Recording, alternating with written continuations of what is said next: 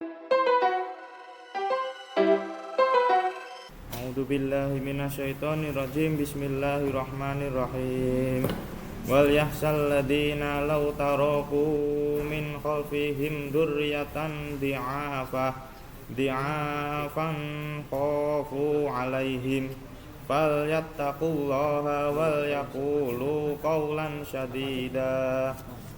Rabbana innana sami'na munadiya yunadi lil imani an aminu bi rabbikum fa amanna.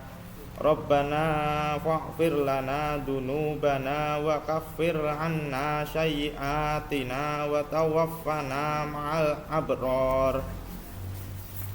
Tolong silahkan dituliskan surat Al-Ikhlas. Al-Ikhlas. Iya. Saya siapkan kertasnya dulu, Bu. Ya. Sampun, Bu.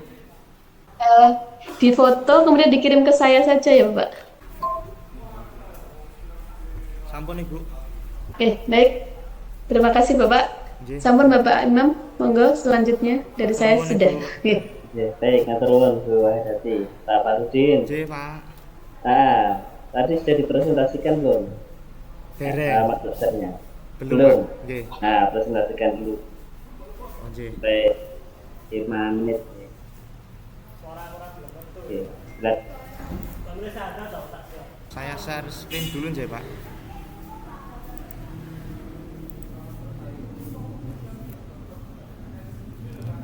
Bismillahirrahmanirrahim. Assalamualaikum warahmatullahi wabarakatuh. Di sini saya mau mempresentasikan modul ajar yang saya kerjakan. Nama penyusun Muhammad Fahrudin, Institut SDN Bororejo Surakarta. Tahun penyusunan 2023, jenjang SD.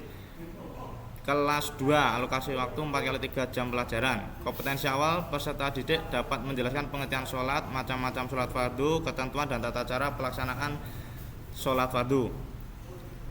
Dari profil pelajar Pancasila, pelajar rahmatan lil alamin. Yang pertama, profil pelajar Pancasila yang ingin dicapai adalah beriman dan bertakwa kepada Tuhan Yang Maha Esa, berakhlak mulia, mandiri, gotong royong, dan bernalar kritis. Profil pelajar rahmatan lil alamin yang ingin dicapai adalah berkeadaban atau beradab dan tegak lurus. Sarana yang digunakan yang pertama laptop, HP, speaker, LCD, papan tulis, dan gambar, dan setayangan visual yang relevan dengan sholat fardu. Targetnya peserta didik kelas 2, model pembelajaran PBL, ceramah, tanya jawab, dan demonstrasi. Tujuan pembelajaran, peserta didik dapat memahami penerapan sholat fardu. Kriteria ketercapaian tujuan pembelajaran, peserta didik mampu menjelaskan pengertian sholat, menyebutkan macam-macam sholat, dan menjelaskan ketentuan dan tata cara pelaksanaan sholat. Pemahaman yang bermakna menunjukkan perilaku ketaatan beribadah kepada Allah dalam kehidupan sehari-hari. Pertanyaan pemantik itu bagaimana perasaan siswa ketika mendengar adzan sudah berkumandang. Yang kedua, sholat apa saja yang sudah kamu kerjakan. 3, di mana biasanya kalian mengerjakan sholat. Sudah benarkah gerakan sholat yang kalian kerjakan.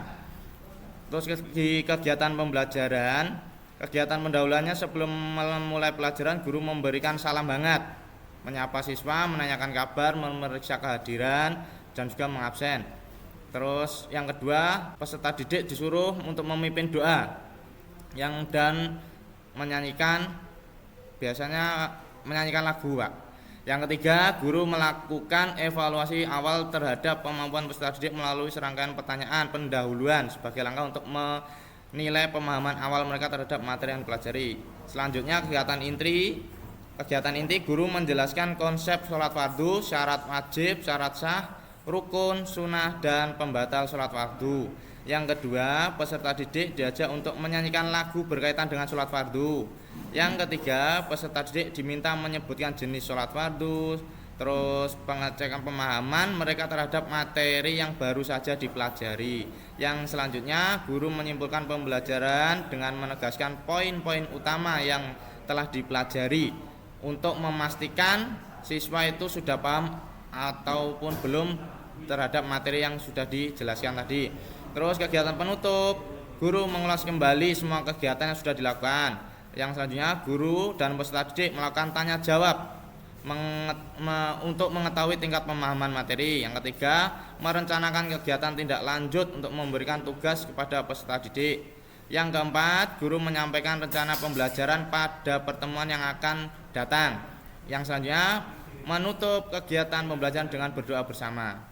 Asesmen yang pertama, diagnostik pertanyaan pemantik sebelum pembelajaran dimulai, tadi sudah dimulai dari awal. Terus yang kedua, formatif, penilaian formatif, proses penilaian, observasi, performa berupa tanya jawab dalam kelompok. Sumatif, tes tertulis. Terus pengayaan dan remedial. Mungkin itu saja yang bisa saya sampaikan. Kurang lebihnya mohon maaf. Assalamualaikum warahmatullahi wabarakatuh. Sampun Bapak. Waalaikumsalam warahmatullahi wabarakatuh. Baik, antara RTP dan modul ajar ini lebih mudah yang mana Pak membuatnya? Dari pengalaman saya itu kalau saya membuat RPP sama MA lebih tahu MA Pak. Iya betul. Baik, di MA ini kan ada P5-nya ini. Ya, di MA ini kan ada PP5-nya ini, PPRA-nya ini. Oh, P5. Tutup project ya Pak? Ya. Oke. Kalau P5 saya prakteknya kemarin saya pengelolaan sampah, yaitu dengan siswa agar supaya bisa berpikir kreatif dengan cara sampah yang sudah tidak digunakan itu dibuat karya agar menarik dan bisa membuat siswa itu semakin mempunyai ide kreatif Pak. Ya, oke.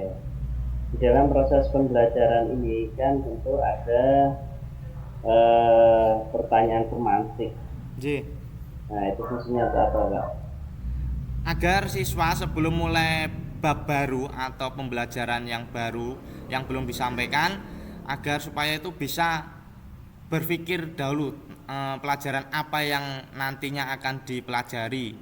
Jadi siswa sebelum mengetahui pembelajarannya akan dilalui atau dipelajari hari ini, dengan pertanyaan itu dia bisa berpikir dahulu tentang pelajaran yang akan dilalui hari itu Pak. Ya. Ini di dalam model pembelajarannya menggunakan PPL ya. J. Kenapa PPL Pak? Karena berpusat pada siswa dan berada di dalam satu ruangan kelas Pak. Tidak bersamaan dengan atau menyatu kepada masyarakat atau di luar lingkungan kelas Pak. Oke ya. Terus di dalam pembelajaran itu kan ada kemampuan-kemampuan yang dimunculkan di situ. Misalnya ada critical thinking, kemudian ada apalagi di situ selain critical thinking itu ada creative thinking dan juga ada reflective thinking dan serta decision making ya. Dengan pembelajaran itu apa yang lebih banyak dimunculkan? Creative thinking Pak. Kenapa creative thinking? Agar supaya siswa bisa berpikir kritis dan kreatif, mengasah kemampuan dirinya sendiri Pak. Dengan saya tayangkan seperti saya tayangkan di layar proyektor kemarin, saya menayangkan tentang gerakan-gerakan sholat. Siswa bisa melihat dengan mata kepala sendiri dan terus kemudian saya tanyakan sedikit saja, mereka sudah bisa mengetahui gerakan apa itu Pak. Ya. Oke, terus di dalam proses pembelajaran itu kemudian tentu ada asesmen ya. Ya, asesmen apa yang sering dipakai? Sementara ini yang saya gunakan asesmennya, yang pertama tadi pertanyaan pemantik, yang kedua itu tentang asesmen sumatif kali formatif Pak. Dipakai HOTS-nya ya? HOTS-nya belum. Belum. Kenapa belum? Jarang pakai. Karena siswa ini kan saya baru mutasi, baru saja ke SD yang ini Pak. Saya baru istilahnya saya baru mengenal lingkungannya. Ternyata anak-anaknya itu luar biasa Pak. Jadi masih banyak yang belum bisa membaca karena di lingkungannya itu sangat sangat memprihatinkan Pak.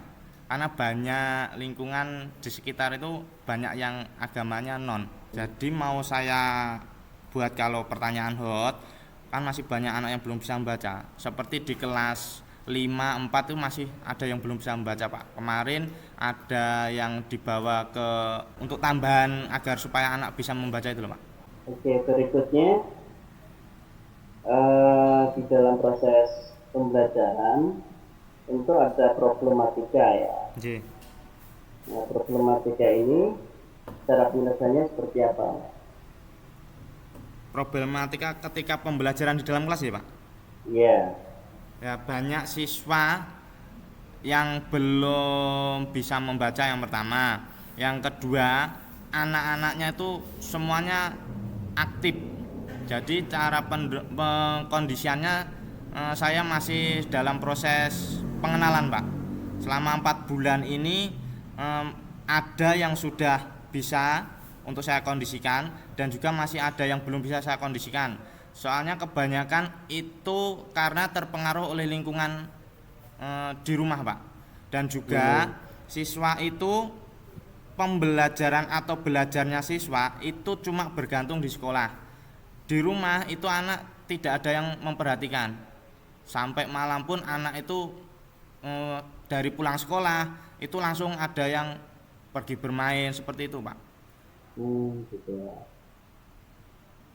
Oke, baik. Berikutnya Pak Marudin, dari modul ajar ini apa yang menurut Pak Marudin harus diperbaiki? Dari modul ajar yang saya buat ini yang masih kurang ya Pak, itu terlalu fokus pada guru saja, banyak ceramah saya Pak. Jadi anak belum saya untuk berpikir kreatif seperti saya ajak diskusi itu masih kurang. Soalnya itu tadi banyak anak yang belum bisa membaca dan untuk mengetahui langsung dari guru itu masih sangat sulit untuk siswanya. Kalau kelebihannya saya sudah insya Allah sudah menggunakan LCD karena di sekolah LCD sudah ada. Ya, begitu. Terima kasih Pak Marudin. Iya Pak, sama-sama. Penjelasannya kemarin terus perbaiki dan ditingkatkan lagi dalam modul ajar. Iya Pak, siap Pak. Oke, baik, berikutnya ini sudah selesai. Sekarang panggilkan Pak Sarifudin ya. Terima kasih atas bimbingannya Pak dan pengarahannya. Salam Ibu, atas suwun Ibu, terima kasih. Assalamualaikum warahmatullahi wabarakatuh. Waalaikumsalam warahmatullahi wabarakatuh.